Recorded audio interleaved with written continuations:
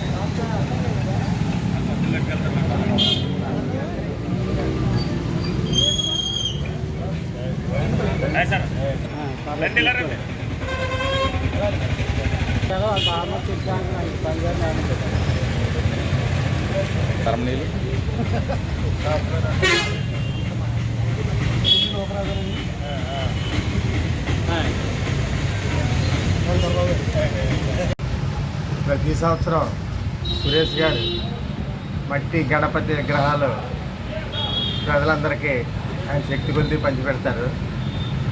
దానివల్ల మట్టి విగ్రహాలను పూజిస్తే మనకు పర్యావరణ పరిరక్షణ కలుగుతుందన్న ఉద్దేశంతో ఆయన ఈ మహాకార్యం చేస్తున్నారు.